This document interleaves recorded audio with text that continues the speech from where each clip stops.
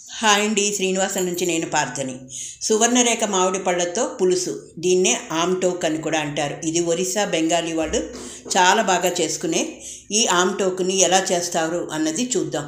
నేను సువర్ణరేఖ తీసుకున్నాను. ఈ సువర్ణరేఖ కానీ కొత్తపల్లి కొబ్బరి కానీ చాలా బాగుంటుంది ఆవకాయలకి, ఎందుకంటే ఇందులో గుజ్జు ముద్ద ముద్దల్లాగా ఉంటుంది. పులుపు కూడా చాలా ఎక్కువ అండి. ముందు కొత్తపల్లి కొబ్బరి ఆవకాయకి ఫేమస్, దాని తర్వాత తోటలకు వెళ్ళి ఇలా సువర్ణరేఖ తీసుకుంటారు. పులుపు అయితే చాలా ఉంటుంది.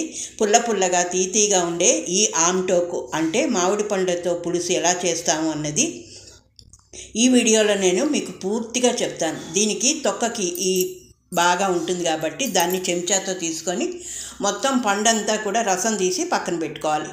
ఇది చపాతీల్లో తింటారండి, చాలా బాగుంటుంది. మావారు ఒరిస్సా కాబట్టి ఇక్కడ నాకు బాగా అలవాటైంది. అయితే నా ఛానల్లో మొదట చేశాను నేను అంబగుడ అని. ఇది ఆ పండు వేరు, ఇప్పుడు ఈ పండుతో చేస్తే చాలా సూపర్ టేస్ట్ అయితే వచ్చింది. దీన్ని ఎలా చేసుకున్నాము అన్నది వీడియో చివరి దాకా చూడండి. ఎంతమందికి తెలుసు ఈ ఆమ్టోక్ అన్నది కామెంట్ రూపంలో నాకు తెలియచేయండి. ఇది చాలామంది పళ్ళే కాదండి, కాయతో కూడా చక్కగా ఉడకపెట్టుకొని ఇలాగ పులుసులాగా చేసుకుంటారు. వేయించిన కందిపప్పుతో పక్కన ఇది కాంబినేషను, సూపర్ కాంబినేషను. ఇప్పుడు ఇలాగా టెంకలతో రెడీ అయిపోయింది కదా, ఈ పులుసు అలా టెంక నాకుంటూ మామిడి పండు తింటే భలే ఉంటుందండి. ఎందుకంటే దీంట్లో వేసే ఐటమ్స్ అలాంటివి. ఇప్పుడు దీనికి బెల్లం కావాలి. ఆ బెల్లాన్ని చక్కగా గట్టిగా తురుముకోవాలి. నాకైతే చాలా చెయ్యి నొప్పి వచ్చింది, బెల్లం గడ్డ అంత గట్టిగా ఉందండి. బెల్లం మెత్తపడాలంటే ఒక టిప్పు, చక్కగా చిన్న కుక్కర్లో ఆ బెల్లాన్ని ఒక గిన్నెలో పెట్టి కొంచెం సేపు ఆవిరి తీసామంటే బెల్లం మెత్తగా అయిపోతుంది. ఇది ఒక టిప్పు.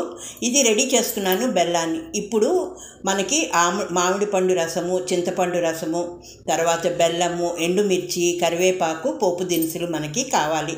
ఇప్పుడు గిన్నె పెట్టుకొని ఆయిల్ తగినంత వేసుకొని అందులో పోపు దినుసులు, ఆవాలు, జీలకర్ర, మెంతులు వాసన ఈ పులుసుకి చాలా బాగుంటుంది.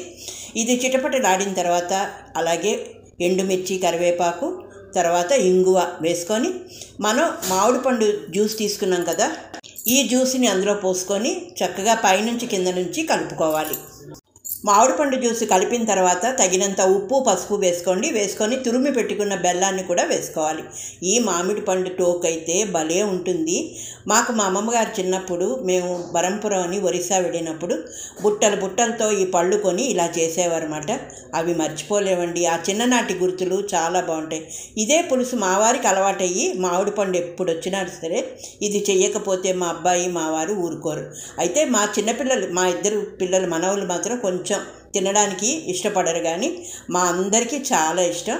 ఇది ఈ ఆమ్టోక్ ఎంతమందికి నచ్చితే మీరు కూడా చేసుకొని, ఇప్పుడు మామిడి పళ్ళ సీజన్ కదండి, చాలా బాగా వస్తున్నాయి. అలాంటప్పుడు ఇలాంటివి చేసుకొని కొత్త వెరైటీగా ఉంటుంది కదా, ఇది చపాతీకి కూడా బాగుంటుంది. కొంచెం చిటికెడి కారం వేసుకుంటే సూపర్ టేస్ట్ ఉంటుందండి. కారంగా పుల్లగా బెల్లం వేసాం కాబట్టి తీయగా ఇంకా చెప్పద్దు. ఈ రుచి అయితే మరి తిన్నవాళ్ళకే తెలుస్తుంది. ఇదండి మామిడి పండ్ల టోకు రసం, మనకి పులుసు రెడీ అయిపోయింది.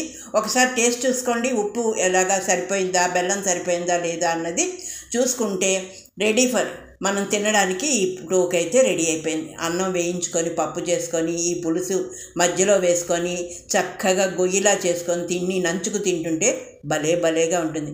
నచ్చితే ఒక లైక్ చేసి, షేర్ చేసి, సబ్స్క్రైబ్ చేసుకోండి. నా ఛానల్ నన్ను ఆదరిస్తున్న ప్రతి ఒక్కరికి పేరున ధన్యవాదాలు. మీ లైకు నాకు చాలా అవసరం. నా ఛానల్ సజెషన్లోకి వెళ్తుందండి. మరొక కొత్త రెసిపీతో మళ్ళీ మీ ముందుకు రావడానికి నేను ప్రయత్నం చేస్తాను. మరి అంతవరకు సెలవు. ఉంటానండి, మీ పార్థ.